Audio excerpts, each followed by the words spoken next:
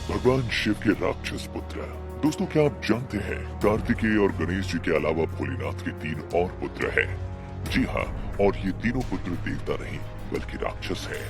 वामन पुराण के अनुसार शिव पार्वती का अंधक नामक एक और पुत्र था।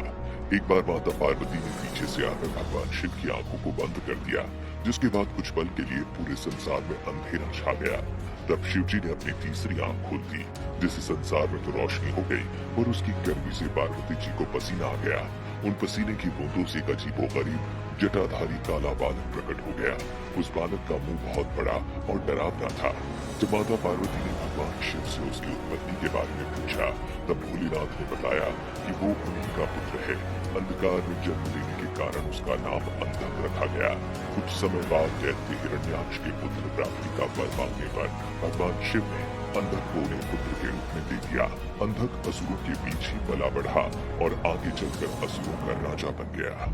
वही अंधक ने तपस्या करके ब्रह्मा जी से वरदान मांग लिया कि उनकी मौत तभी हो जब वो यौन लालसा से अपनी माँ की ओर देखे। अंधक ने सोचा कि ऐसा कभी नहीं होगा क्योंकि उसकी कोई माँ नहीं है। वरदान मिलने के बाद अंधक देवताओं को परास्त करने तीनों लोगों का राजा बन गया।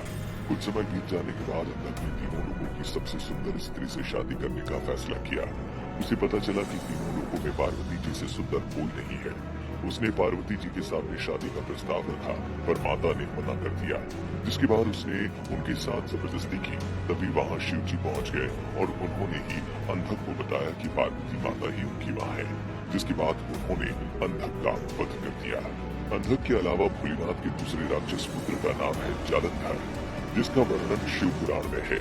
एक बार देवराज इंद्र बृहस्पति के साथ शिव जी के दर्शन के लिए कैलाश पर्वत पर जा रहे थे। उधर महादेव ने इंद्र की परीक्षा लेने का सोचा और जोगी का रूप धारण करके उनके रास्ते में बैठ गए। जब जोगी रास्ते के बीच से नहीं हटा, तब देवराज इंद्र क्रोधित हो उठे और उन्होंने अपने वज्र से जोगी पर आक्रमण करने का प्रयास किया। ये देख शिव जी भी क्रोधित हो गए और उनकी आंखें लाल हो गई। बृहस्पति भी समझ गए कि जोगी के रूप में ये कोई और नहीं बल्कि भगवान भोलेनाथ है।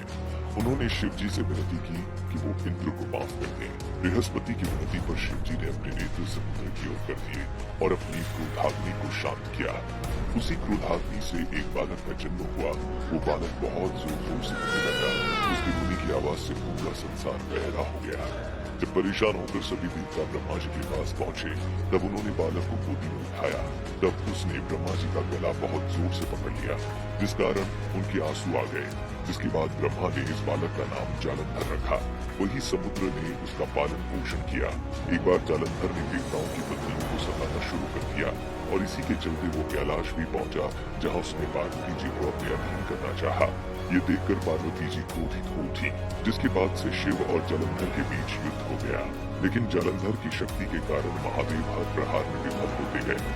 लेकिन कहा जाता है कि उसकी शक्तियों की असली वजह उसकी पतिव्रता पत्नी थी। लेकिन एक बार भगवान विष्णु जालंधर का रूप धारण करके उसकी पत्नी के समक्ष पहुंचे और वो भगवान विष्णु के साथ पत्नी जैसा व्यवहार करने लगी, जिससे उसका पत्नी धर्म टूट गया। जिसके कारण ही कैलाश पर शिव जी जालंधर का वध करने में सफल हो गए। वही तीसरे और आखिरी राक्षस पुत्र की बात करें तो पौराणिक कथाओं के अनुसार राक्षसों का प्रतिनिधित्व 2 भाइयों को सौंपा गया था, हेति और ग्रहेति। ये दोनों ही दैत्यों के प्रतिनिधि मधु और कैटभ के समान ही बलशाली और पराक्रमी थे। ग्रहेति धर्मात्मा था तो हेति को राजपाट और राजनीति में ज्यादा रुचि थी। राक्षस राज हेति ने अपने साम्राज्य विस्तार हेतु काल की पुत्री भया से विवाह किया। भया से उसके विद्युकेश नामक एक पुत्र का जन्म हुआ। विद्युकेश का विवाह संध्या की पुत्री सालकंठा से हुआ। सालकंठा व्यभिचारिणी थी। इस कारण जब उसका पुत्र जन्मा तो उसे लावारिस छोड़ दिया गया। पुराणों के अनुसार जब भगवान शिव और माँ पार्वती की उस अनाथ बालक पर नजर पड़ी, तब उन्होंने उसको सुरक्षा प्रदान की।